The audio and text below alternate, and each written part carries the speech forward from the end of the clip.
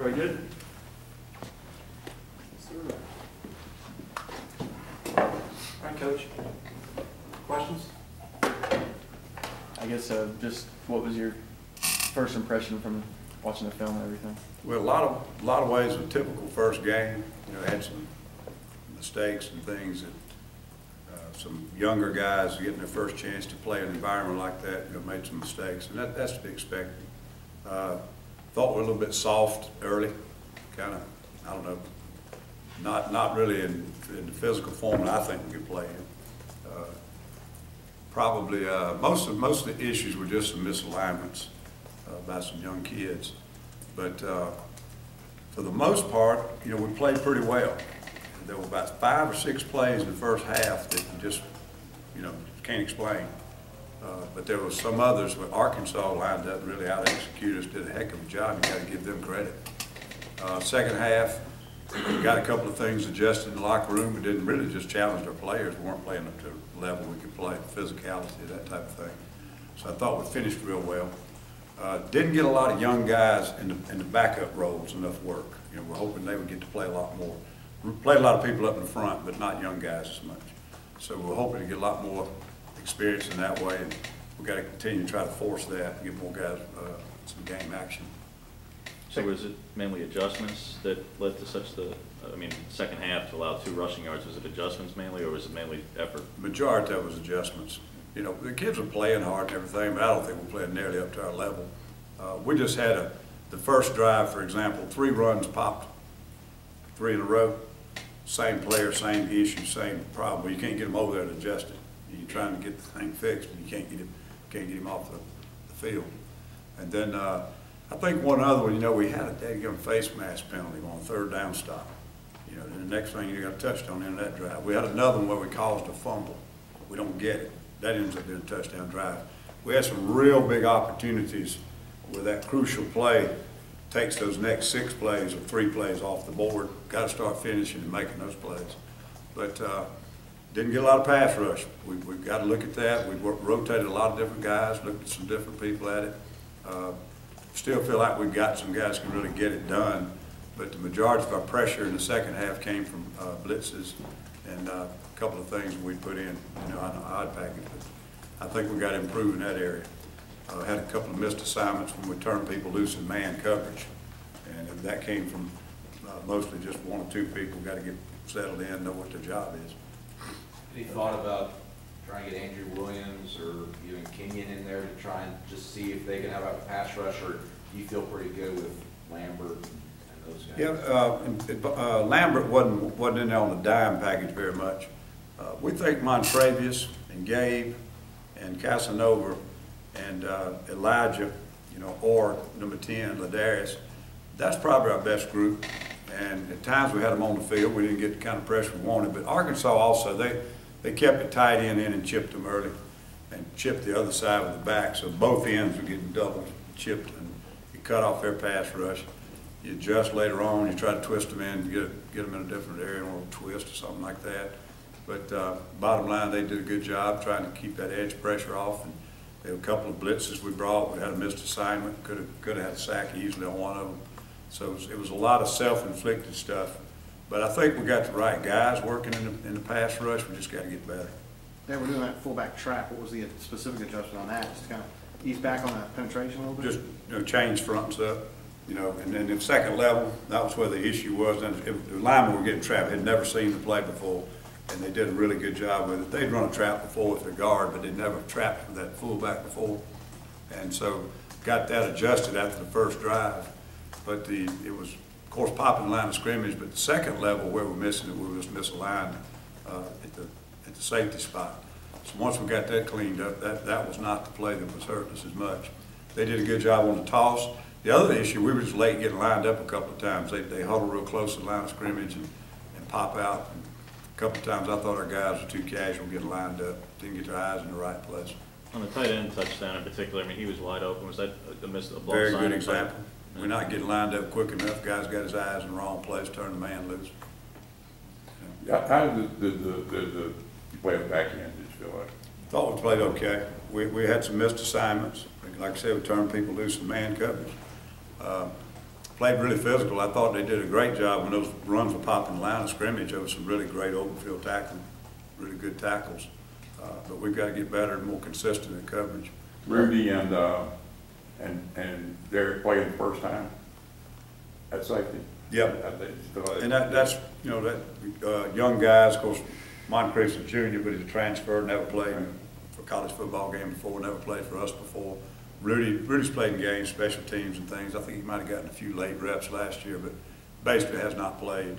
And it was his first game starting, made a few mistakes. But once we got him on the sideline a couple of times, ironed those out, had some good halftime adjustments, got him settled down on that. You know, most of it was very good. They were trying to play physical, just making mistakes. Finding out that Therese was going to be cleared the night before, obviously he wasn't going to start, but how do you feel he played? Obviously coming up the hit that forced the interception, and moving forward, does he start to take the reps to move back to being a starter, or will he be the backup to Justin? Yeah, I thought he did some really flashy things. He did not have enough work in practice in the game plan for us to feel comfortable about playing him too much. Once the game got moving, and we saw what we were going to do and what they were going to do, could give him a little more feel about what we were playing, then we were able to play him a little bit more. Where he could have really helped us was in third down, and we started to rotate him in. But learning that late, it made it very difficult for us to feel comfortable about throwing him in the fire and being able to play our whole package. I think he showed that he is a starter, but I think Justin showed he's a starter. It's a situation we thought we had last year, and then one of them got hurt. And I feel really good now. You got that kind of depth at that position. It makes you feel good. You lose one of them for a week or two, you don't miss a beat. The other factor is that they'll be two of the best we've got in what we call our dime package. Therese, you know, more on the skill side of it, and Justin on the side of it, where we can play our dime package and still be pretty stout in the box. He can cover tight ends, he can cover that fourth best wide receiver, things like that. So I really feel good about him coming back and having both those guys on the field together. So. What do you see out of San Jose State? What was that? What do you see out of San Jose State? Well, they've got a lot of change in personnel. I think they returned 3 bona fide starters. They do return a lot of kids that play a lot of reps. But I think I'm correct. They've got 2 linemen and a tight end back that were bona fide in the top 11. So they look a little different from last year, but you can get food on the first game. They played a 1AA team the first game. Were they holding a little bit of their package, or was this what they are? Saw a little bit more tight ends on the field. Last year, a lot more 4-wide. Had an NFL draft pick as a quarterback last year, just graduated. I think the quarterback they have is a very good player. Was making his first start the other day. You know, it's that time of year you got so many unknowns. Is this a new skill set, and now that play selection is different, or are they just kind of working on a game plan for that particular game? I think we're going to have to be really prepared for the unexpected. Got to kind of be prepared for anything. But they execute as well as any team I've watched on film this year. They know what they're doing. They've got good players, and I tell you, they don't drop any footballs. They make some unbelievable catches. The quarterback puts the ball right where it should be. I think they have a running back suspended. I was very impressed with the way the running backs ran, and they played 3 different running backs in their game last week. I think they're a really good-looking football team, especially offensively. They put up points last year. I think they averaged 40-some a game. They were kind of one-dimensional a year ago, where they were passing so much more, and now without that top rusher, you just said that you're not sure if this tight end set is going to be out there, if you're going to look back at 4 wide again. But when you're going from a heavy tight end team and running team in Arkansas to what was and might be a very heavy passing team in San Jose, what is that adjustment in 1 week to go from one extreme possibly to the other? It's really hard, and, you know, and then we'll go to the following week be Kansas State, which is extremely unorthodox. That's part of college football. It's part of defense. What Arkansas did looks nothing like what our offense does. So we've spent all spring and all camp working against an offense that's nothing like Arkansas. So you get your scout team to do the best they can in duplicating that. Then you go to the next opponent, and you know they're nothing like the first. But they do have some Arkansas sets, some formations that are very similar to Arkansas. Like everybody, you know, as you look at different teams, you see some plays and some formations and some sets, you know, routes and that. It's just like almost as universal. You know, everybody in NCAA runs that play. Everybody in NCAA runs that play.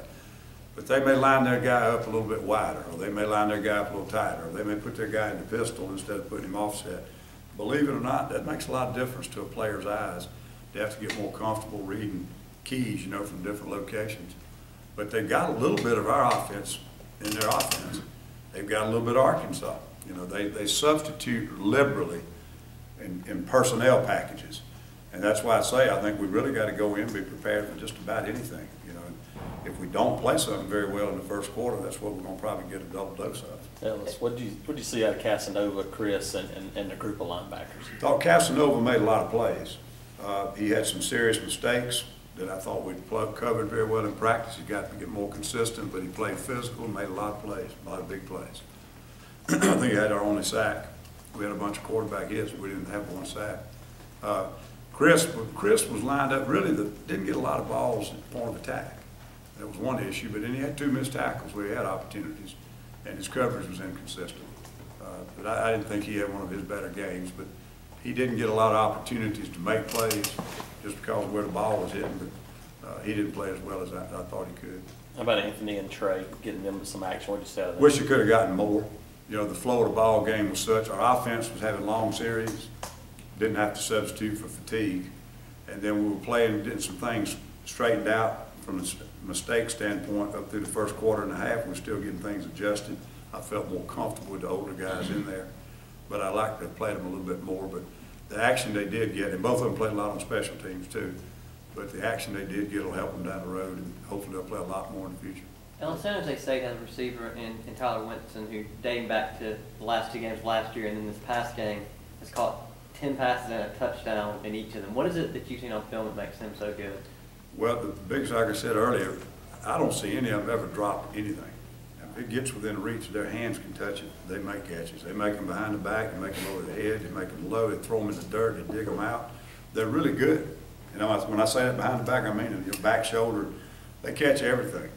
I mean, you literally have to throw it out of reach before those guys miss balls. And, you know, their speed is good. It's hard to tell, you know, exactly how fast they are because they did play an opponent last week that wasn't as good as they were. But they're very talented. You can tell the execution of the scheme. They run very disciplined routes. If it's a timing route, it's breaking off exactly right. If it's a deep route, they know how to stack the defender and get their body shielded. I mean, you can tell they're well coached and they're good football players, and they're really good at the system they run. Couple more. Ellis, it seemed like last year, the one kind of criticism of Robinson was maybe his physicality, his play at the line of scrimmage, but it seemed like he got in on the pressure from the quarterback for the interception, played a lot more physical, caught the fumble. You know, what do you think of that part of his game this time? Yeah, he does a good job. You have to be careful, his size-wise, you know, if he's taking on fullbacks and pulling guards too much, you know, you're not being really smart. But he doesn't have any problem playing up on the edge of the box because he's so explosive and he's so strong, and he loves to play that way. I mean, he's a traffic guy. But physically, he doesn't match up with some of those type guys, and so we don't use him in some of those ways. The particular blitz he had the other day, it was designed where he could have come 2 different places, and blocking scheme caused him to have to penetrate through an inside in the box, and you know, he broke 3. You know, just great effort. He broke through. We'd run that thing 3 times before. Nobody else got that kind of pressure off of it. He did, and a big play in the game. At the time, the game was getting kind of stagnant. I thought that was a huge play when he hit that kid and caused interception. What did you see in the second half from Mincy and Jones when they were both on the field out there? They were playing good. They didn't challenge their corners much. You know, thought they had one thrown over through a receiver, but Trevon had coverage. Mincy slipped down one time in press man. I think threw a little out cut on him. But I thought they both played pretty good. I mean, we played very aggressive style, corner. I thought they played pretty well. We feel like we can play 4 guys out there, though. You know, Mincy, Holsey, Trevon Reed, and Jonesy. And the fresher they are, the better they're going to be, fundamentally and technique and everything. All right. Thank you.